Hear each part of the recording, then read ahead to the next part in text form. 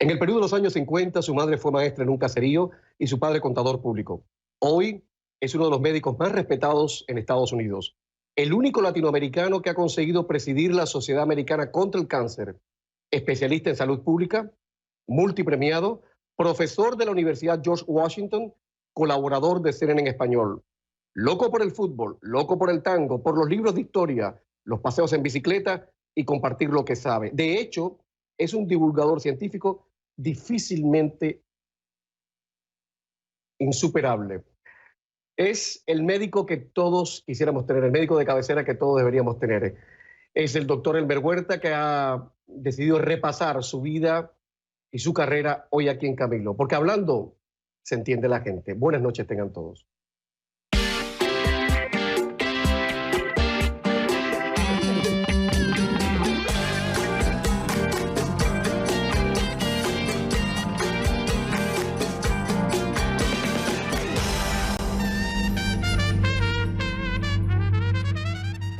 No hay ley física que me explique cómo estoy vivo. Solo las leyes divinas. Nunca he matado por interés personal. Nunca he matado a uno que no me venía a matar. Ha muerto a los 83 años el exguerrillero nicaragüense Den Pastora, el mítico comandante Cero, ex estudiante de medicina, sandinista y antisandinista. Justo cuando la influencia cubana en Nicaragua se hizo evidente, desafió al régimen de Daniel Ortega con dinero de la CIA y luego se convirtió en defensor de Daniel Ortega. Quiso ser presidente de Nicaragua, controvertido, desmesurado, megalómano, amante de las armas de fuego y amante de la violencia.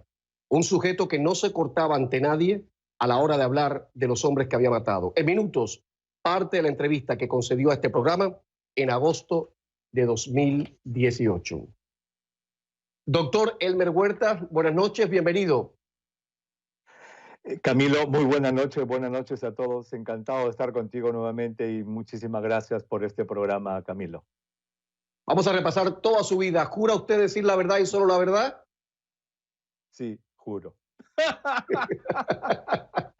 Pero bueno, antes de empezar con el repaso de su vida, la noticia del día, porque han asegurado que por fin tenemos un fármaco que de verdad está ayudando en el tratamiento del COVID-19.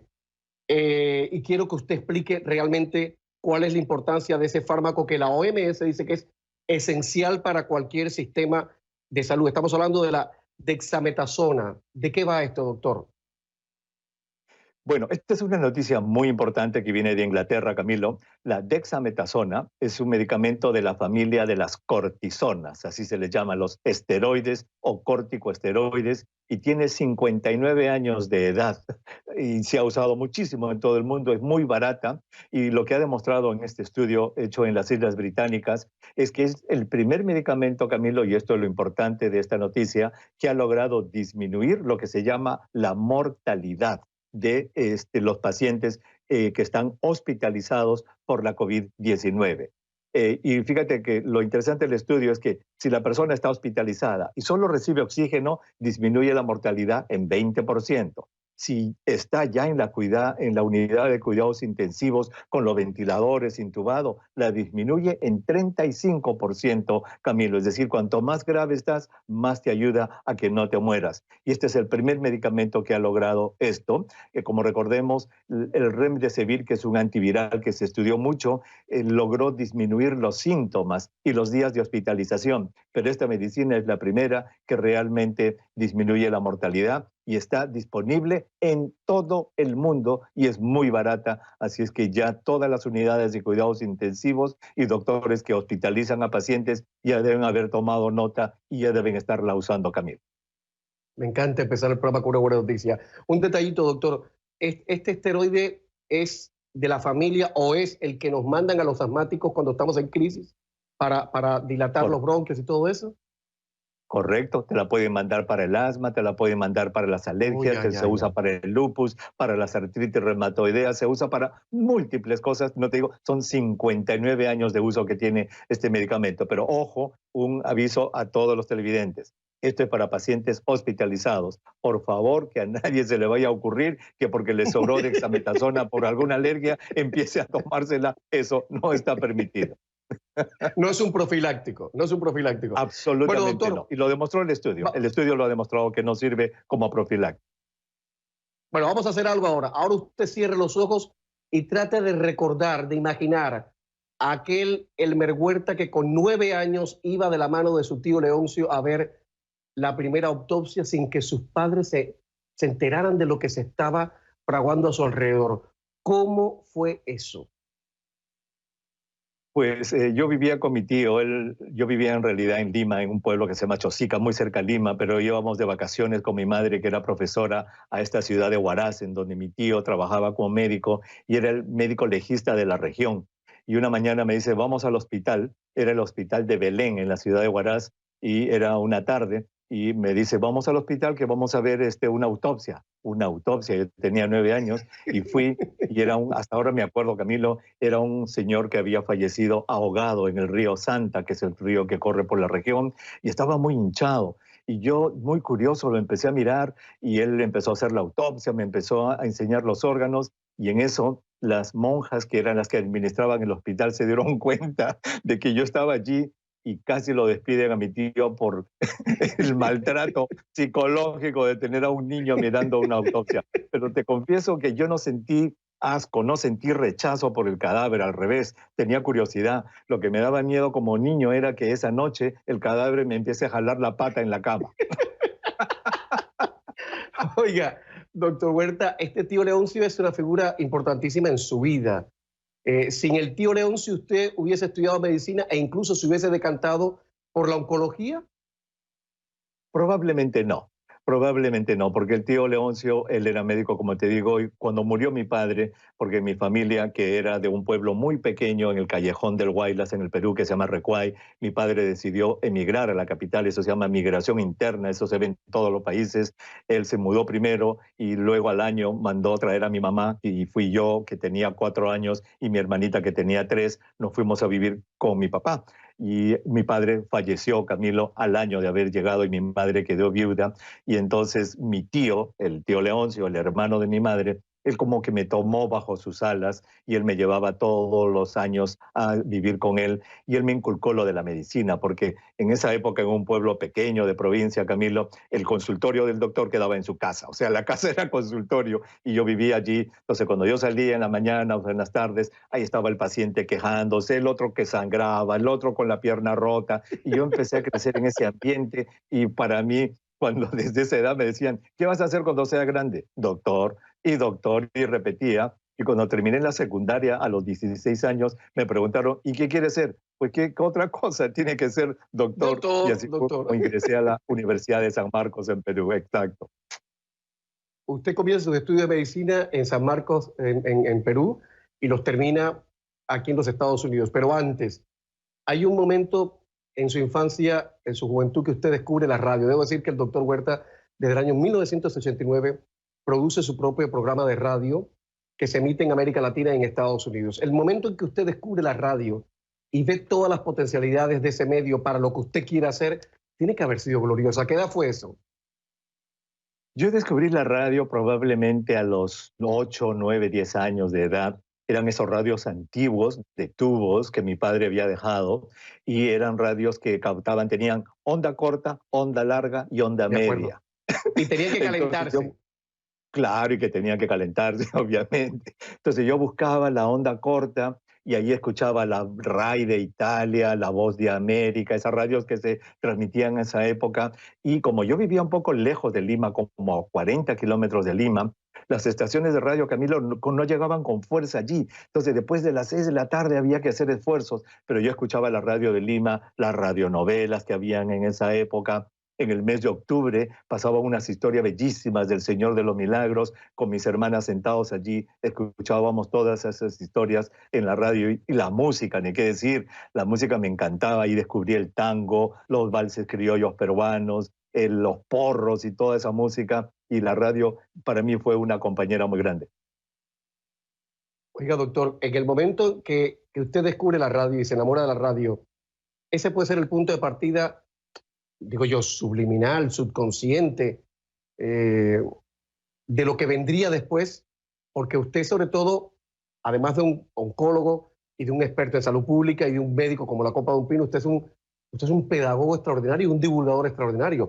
Muy poca gente explica las cosas de la ciencia como lo hace usted.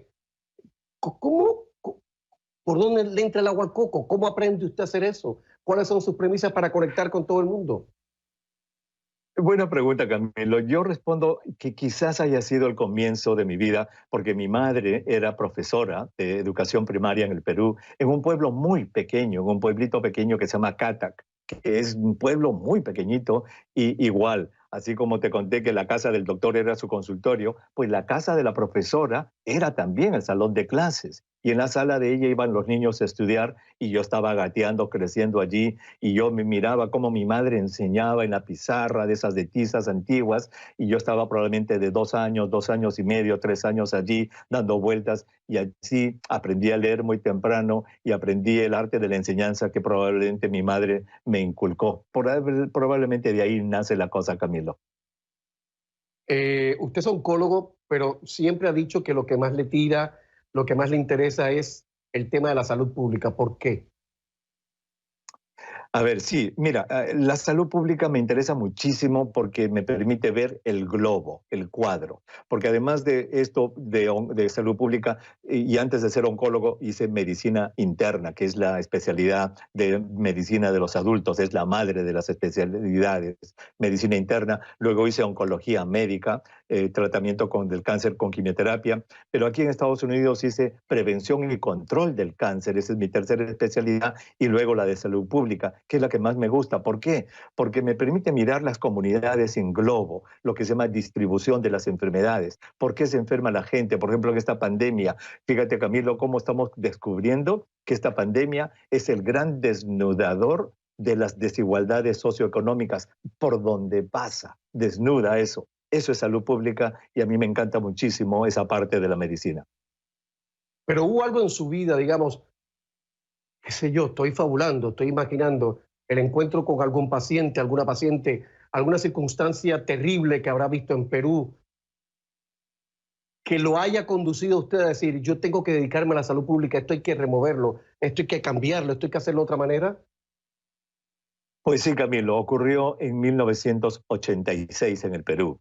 Yo me acababa de graduar de médico internista y oncólogo médico y me encantaba la especialidad de oncología médica e hice esa especialidad en el mejor hospital de cáncer que tiene el Perú, que se llama el Instituto Nacional de Enfermedades Neoplásicas, un lugar de acceso muy difícil. Tuve la suerte de entrar allí, completar toda mi especialidad y entonces ya cuando terminé la carrera, yo empecé a reflexionar en los pacientes que iban a este hospital, Camilo, y ver la realidad del cáncer.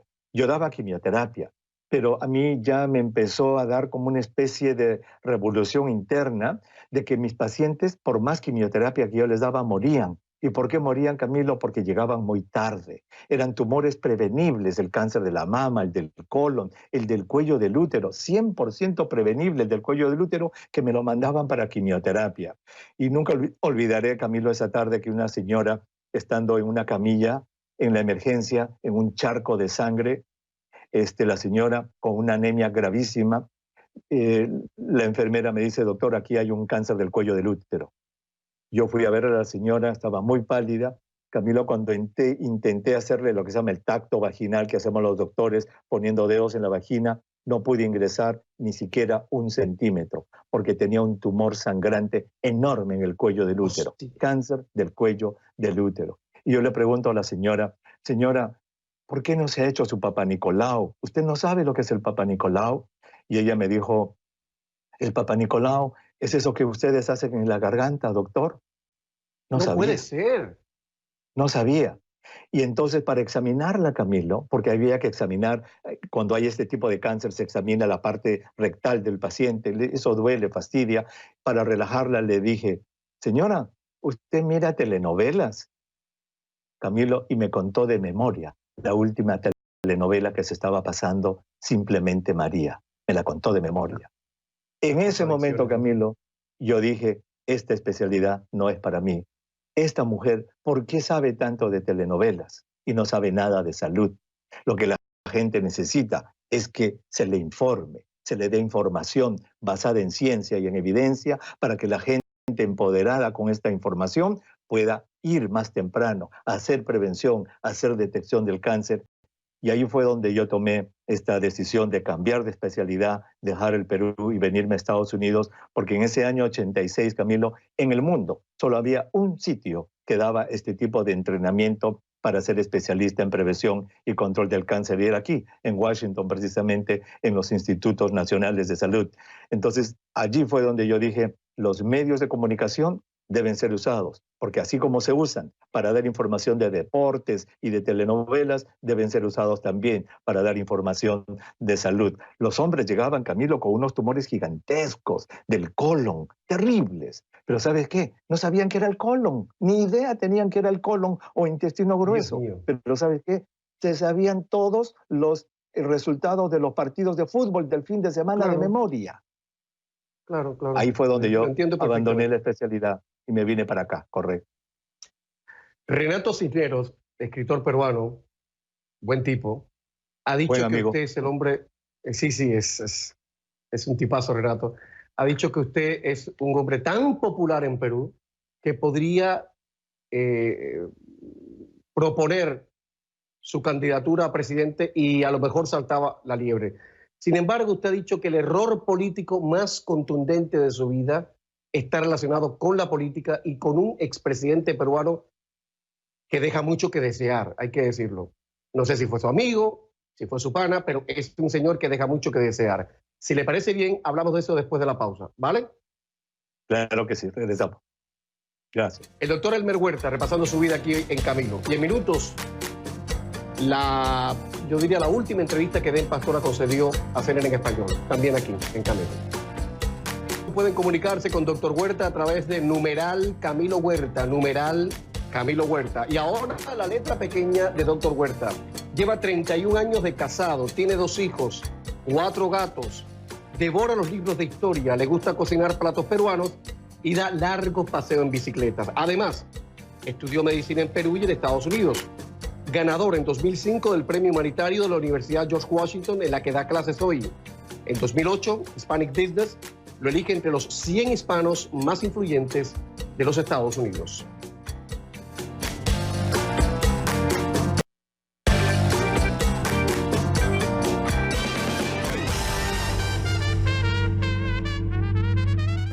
No hay ley física que me explique cómo estoy vivo. Solo las leyes divinas. Nunca he matado por interés personal. Nunca he matado a uno que no me venía a matar. En agosto de 2018, así hablaba Den Pastora, el mítico guerrillero nicaragüense, en este programa. Allí dijo que jamás había tenido una conversación seria con Rosario Murillo, la mujer del presidente Daniel Ortega y vicepresidenta de Nicaragua. Hoy, Rosario Murillo despide a Eden Pastora como un querido compañero de armas y dice que ha pasado a otro plano de la vida. En fin, lo que son las cosas en la revolución latinoamericana. Doctor Huerta, con el numeral Camilo Huerta, una chica muy bonita por la foto que tengo acá. Andrea Mesa le agradece la información que usted da en el podcast sobre coronavirus porque dice que en estos tiempos información seria es un privilegio y lo es, y lo es. Bueno, doctor Huerta, usted ha admitido que el error político más grande de su vida está relacionado con el expresidente peruano Alejandro Toledo. ¿Qué pasó entre usted y Toledo?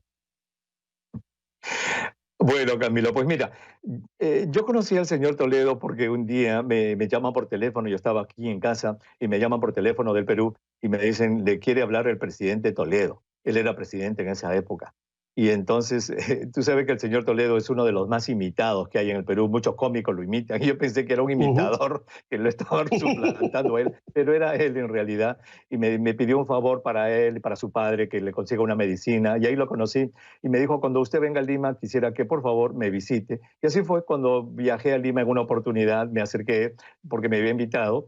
Y entonces allí conversamos y me dijo que él conocía acerca de mi trayectoria, etcétera, y yo le conté lo que hacía de prevención. Y le dije, mire, señor presidente, le dije, si usted invierte en prevención ahora, usted va a ahorrar muchísimo dinero para los peruanos en el futuro. Y le di toda digamos, la conversación de la importancia de la prevención, la detección precoz, que no solamente ahorra sufrimiento, sino también dinero en el futuro. Y él me dijo, mire, doctor, yo soy economista y yo entiendo perfectamente lo que usted me dice, y así es que me parece que lo que usted hace es maravilloso, etcétera, etcétera, etcétera. Muy bien, y ahí quedó la cosa. Y de allí nunca más volví a saber de él, hasta que estando ya aquí en Washington, en la Embajada del Perú, lo volví a ver después de muchos años y le volví a hablar del asunto. Él me dijo, voy a ser candidato. Ah, qué bien, le dije. Entonces empezamos a hablar de la prevención y allí sus allegados también me empezaron a llamar porque decían, el señor Toledo quiere hacer un plan de prevención de salud. Dije, ah, qué interesante. Entonces, cuando ya era la parte final de su campaña, y él cuando venía a Washington a veces me invitaba a algún desayuno, alguna de esas cosas, llega un momento en que uno de sus asesores me dice, el doctor Toledo quisiera que usted vaya a Lima a aparecer con él en un meeting de campaña. Le dije, ¿campaña? Yo de ninguna manera, yo no soy para eso. Me dijo, mire, el candidato Toledo va a lanzar su plan de salud y quiere que usted lo acompañe. No, le dije, yo no soy militante del partido, yo no soy político, yo no puedo estar allí. No, me dijo, esto es diferente, porque la otra persona que va a estar allí, y tienes una fotografía de eso, Camilo, la otra persona que va a estar en esta reunión es el doctor Uriel García Cáceres, que es miembro de otro partido político, porque lo que quiere el señor Toledo es mostrarle al público peruano que él está asesorado por personas que no tienen nada que ver con su partido ni con él. ¡Ah! El peor error de mi vida, acepté y fui a Lima. Y ahí está la fotografía en la que aparecí con el señor Toledo y con el doctor Uriel García Cáceres, que es mi maestro. Él es de un partido político que se llama Acción Popular y ha sido exministro de Salud. Bueno, estos son errores que se cometen una sola vez en la vida, porque de ahí para adelante, obviamente, él perdió las elecciones, pero ya quedé identificado como si yo fuera un toledista, un miembro de su partido, y ese es un error que yo he cometido. ¿Por qué?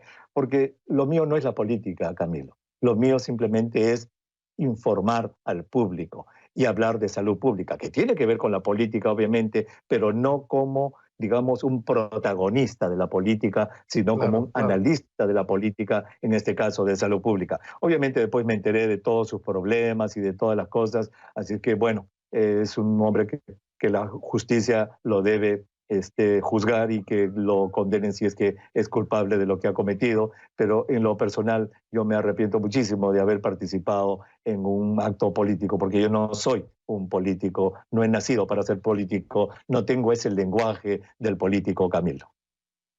Y me imagino que intentar hacer política en un país como Perú, donde prácticamente toda la clase política está quemada por el escándalo de Odebrecht, yo a veces digo, bueno, ¿qué político está fuera? ¿Qué político está libre de polvo y paja en Perú? Que lo tiene que haber, pero habría que buscarlo con pinzas, ¿no? Con lupa. Valeria Sanpren. Los cinco últimos presidentes están presos. Mira, el presidente Fujimori está preso, el presidente Alan García está suicidado se suicidó cuando lo iban a buscar para prenderlo. Toledo está aquí en Estados Unidos en prisión preventiva. Ollanta Humala está en unos juicios ya para entrar a la cárcel. Kuczynski está en su casa. Es una barbaridad, es una pena realmente como peruano que los presidentes estén metidos en este tipo de corrupción y el país y las clases dirigenciales también. Ojalá que esta pandemia deje al Perú una reforma muy completa en la manera de ser, en la manera de comportarse, Camilo, y el público, los peruanos que me están viendo en este momento, tienen una enorme responsabilidad en elegir al próximo presidente el próximo año. Yo no estoy tan confiado de que vamos a salir mejores seres humanos después de esto. No. Yo no lo creo. Pero bueno, si eso pasa sería un milagro. Los milagros a veces se concretan. La esperanza. Valeria Sanpren. Sí, la esperanza es lo último que se pierde. Sí. Sí, pero yo no creo que vamos a salir mejores. Siempre somos... Bueno, ahí lo dejamos. Valeria Sanpren dice, doctor Huerta, lo admiro demasiado, mi meta es San Marcos y usted es mi ejemplo a seguir, mis mejores deseos para usted. GM Bicycle Móvil dice, orgullo peruano, necesitamos más doctor Huerta en Perú. Quiero que me cuente, luego de la publicidad, cómo un inmigrante peruano logró convertirse en el primero y el único presidente de la Sociedad Americana contra el Cáncer. Para que vean que los milagros se concretan, a veces. Ya volvemos.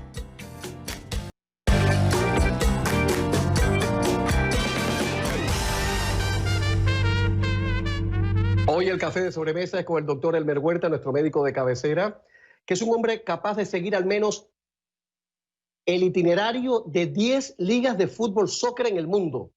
Vaya bestialidad, lo digo alto y claro, doctor. ¿No confunde usted una liga con la otra? No, no, no, ¿cómo? De ninguna manera. Eso sería pecado, Camilo, ¿no? Pero vaya, 10 ligas de fútbol, en fin, vaya. Por cierto, antes de pasar a la otra pregunta, le tengo dos preguntas antes de terminar este momento del programa. ¿El mejor futbolista quién es ahora? Ahora mismo, ¿quién es?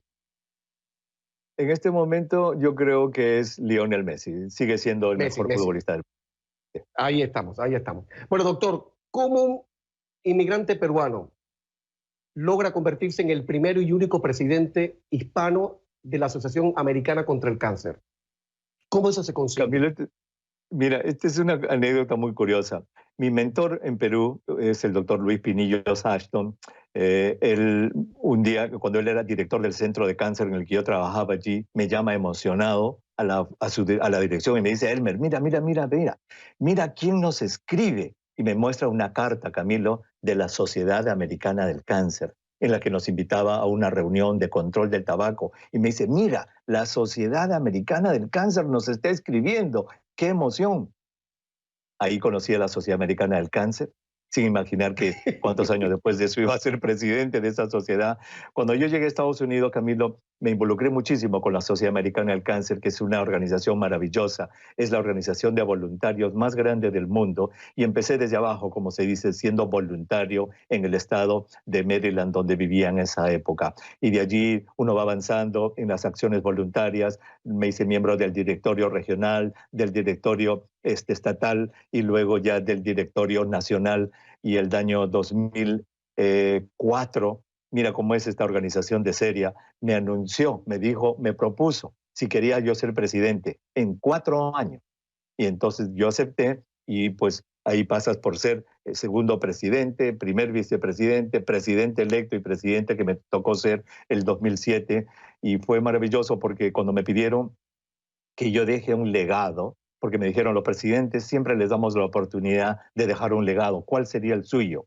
Y yo les dije, yo quisiera dejar para mi patria, para el Perú, un plan de control del cáncer.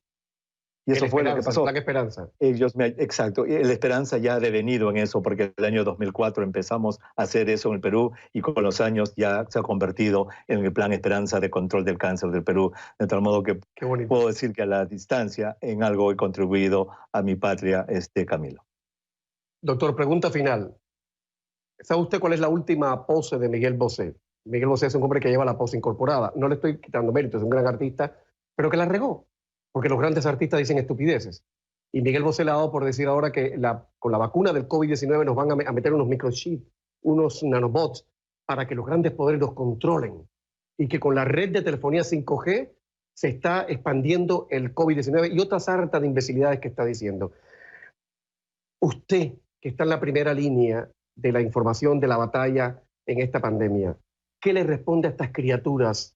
Sobre todo cuando son figuras públicas que de esa manera tan irresponsable entran en las teorías de la conspiración, repiten las idioteces, las cretinadas que dicen otros. ¿Cómo usted le responde a una persona como Miguel Bosé? Cuando tanta gente se está muriendo y cuando tanta gente se va a seguir muriendo en las próximas semanas. Lo que se le dice a esa persona es que traten de entender, que se pongan en la realidad, que analicen las cosas desde el punto de vista de ciencia, de evidencia, Camilo, que entiendan la situación, que no se dejen llevar por discursos que son conspiracionistas o por discursos que son de pura imaginación. Y de esto hay lamentablemente en todo el mundo. Y a los televidentes yo les diría eso, Camilo, que por favor siempre busquen información seria. Y les digo de frente, lo que llega por el WhatsApp, lo que llega por el Facebook, generalmente no es cierto. Que busquen otras cosas, que busquen programas serios basados en ciencia y en evidencia.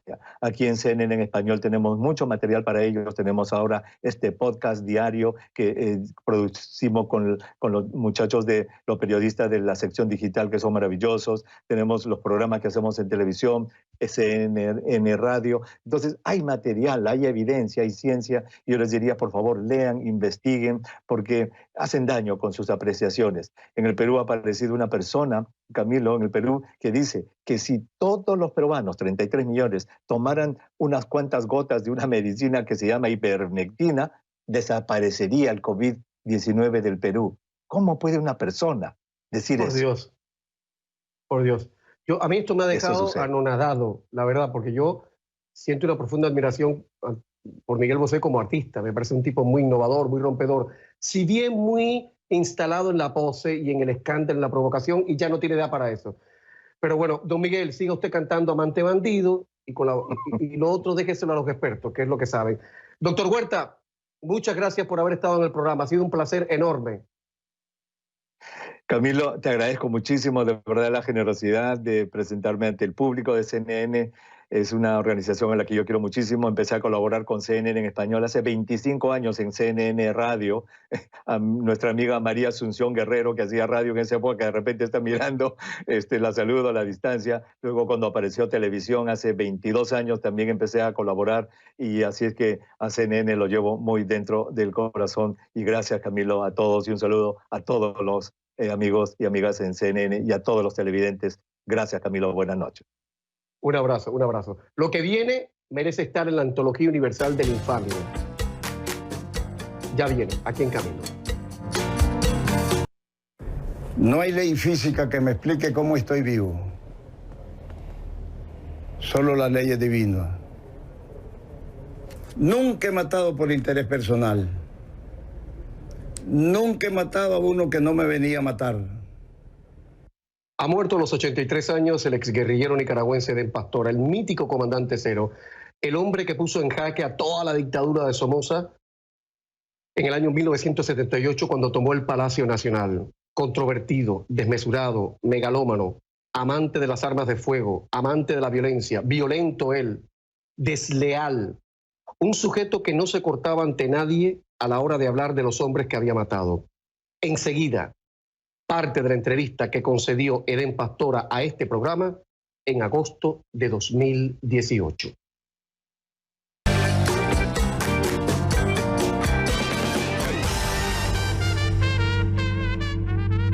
En 2018, tras la masacre perpetrada por el régimen de Daniel Ortega contra los manifestantes antigobierno, que en su mayoría eran gente joven, civiles, desarmados, ilusionados, esperanzados, este programa intentaba a toda costa hablar con los opositores y hablar con el gobierno.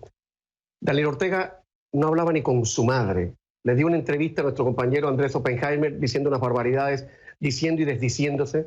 La Rosario Murillo, la vicepresidenta y mujer de Ortega, tampoco hablaba con nadie.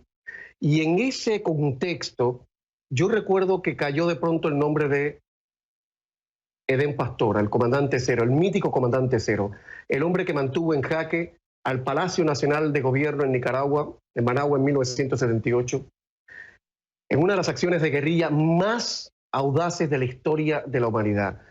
Un hombre que para la gente de mi generación era más que un guerrillero, era una especie de dios de la guerrilla. Bueno, 40 años después, Edén Pastora ha quedado reducido, y ahora con su muerte, me imagino que los historiadores lo harán mucho mejor que yo el análisis, ha quedado reducido a una patética criatura de esas que produce la Revolución Latinoamericana. Lo que van a ver ahora, que forma parte de la entrevista que Edén Pastora concedió a este programa en agosto de 2018, la verdad es que merece figurar o en un bestiario o en la antología universal de la infamia. Pobre América Latina. Permítame contarle a mis televidentes, comandante, algo que usted mismo ha contado con una sonrisa, y dígame luego, con honestidad, si esto que voy a contar retrata a Edén Pastora, ¿ok? Nos ubicamos a finales de 1993, aeropuerto de Ciudad de México. El cardenal Miguel Obando le pregunta a usted, comandante, ¿se arregló con Dios? Y usted responde, yo siempre he estado bien con Dios. El cura contraataca y pregunta, ¿a cuántos ha matado? Respuesta suya, mire, eminencia, la gente que yo he matado no cabe en este local, y a los que he mandado a matar no caben en su casa. Primero, señor Pastora, ¿eso pasó así? Segundo, ¿esa anécdota le define como ser humano a los 81 años? Es cierto, pasó así. Y es cierto lo que le dije al cardenal. Porque a un hombre que ha luchado por su pueblo no se le hace esa pregunta.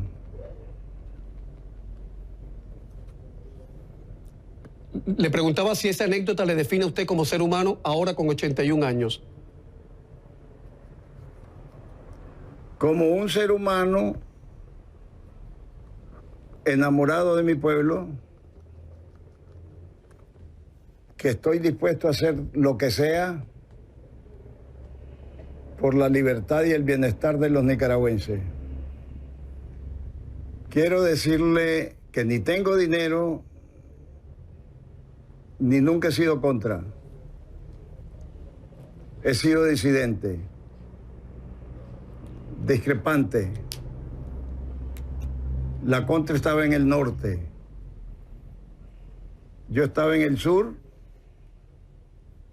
dirigiendo la Alianza Revolucionaria Democrática ARDE, defendiendo los fundamentos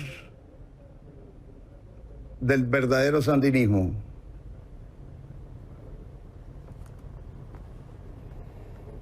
Oiga, comandante, ¿de verdad usted ha estado siempre en paz con Dios? Si no hubiera estado en paz con Dios,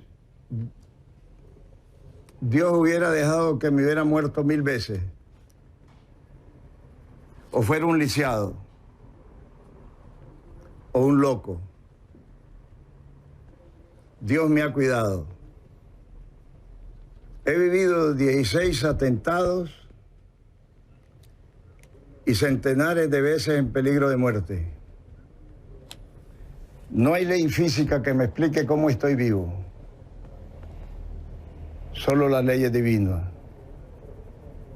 Nunca he matado por interés personal. Nunca he matado a uno que no me venía a matar. Dígame con absoluta honestidad, ¿cómo es ahora su relación con el presidente Ortega y con la vicepresidenta Murillo? ¿Es cierto que ella es la que manda en Nicaragua o es el presidente Ortega? Es el presidente Ortega. La señora Murillo consulta todo con su marido. Aunque todo el mundo cree que es ella la que manda. ¿Ella le tolera a usted? ¿Cómo? Porque me han dicho algunas fuentes serias, solventes, dicen que la señora Murillo apenas lo tolera a usted. ¿Eso es cierto? Nunca he platicado con ella. Nunca he sostenido una conversación seria con ella. Bueno, pero primero respóndame. ¿Usted tiene relación con los paramilitares? Pero respóndame, por favor. ¿Usted tiene alguna relación con los paramilitares? Perfecto. Ahora ayúdame a entender. No hay paramilitares. Ah, no hay paramilitares. ¿Sabe usted a quién le dicen paramilitares? No, ¿sabe usted a quién le dicen paramilitares? A la policía voluntaria, que se encapucha, que se tapa la cara porque la DEA les enseñó a taparse la cara. O sea, ¿usted come gracias al presidente Ortega? Mire, a mí no me ha sacado de la ruina Daniel Ortega. Yo pasé de 50 años de lucha. He pasado 40 sin salarios. ¿De qué he vivido? De la pesca artesanal. Mi pregunta es, ¿los estadounidenses no le ofrecieron dinero para garantizar una vejez digna? La Agencia Central de Inteligencia, por ejemplo, la CIA, ¿no le pagó suficiente plata cuando usted decidió derrotar esa tercera opción que usted llama, que no era contra la revolución, sino contra los errores de la revolución? Pero recordemos que usted llegó a ser una especie de república independiente de la costa atlántica. ¿No le dieron plata a los americanos? Por ejemplo, el Alfa Romeo que tiene en casa. No me dieron. Nada. Oígame, pero después de todo lo que usted hizo por la CIA, ¿no le dieron plata? No me dieron plata, personal no me dieron plata. Me ofrecieron $2 millones. Me ofrecieron una pensión Me ofrecieron mansiones. Me ofrecieron el cielo y la tierra. Se lo juro por mis padres. Nunca sentí un centavo. ¿Usted fue agente de la CIA? ¿Estuvo en plantilla como agente de la CIA? No. Señor Pastora. No. No, no. La relación con la CIA fue de amor-odio. En 2012 usted dijo, a mí ya me absolvió la historia. 6 años después, ¿sigue creyendo eso? Sigo creyéndolo, sin duda.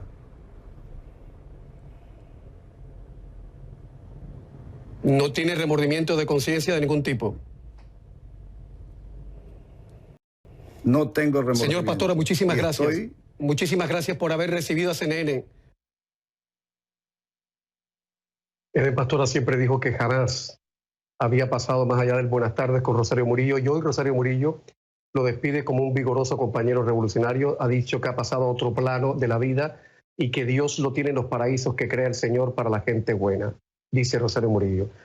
Por mi parte debo agregar que en 30 y tantos años, 34, 35 años de periodismo, jamás me había encontrado una figura como esta tan delirante, realmente tan delirante, tan amoral, tan desclasada, tan descarnada a la hora de hablar de la muerte y la gente que había matado y que estaba dispuesto a matar. Todo el tiempo en la entrevista que quería mostrarme sus armas de fuego, invitarme a Nicaragua con los gastos pagados, decía, vente, vente, vente, y todo el tiempo querer mostrar sus pistolas como si eso fuese una cosa importante y positiva.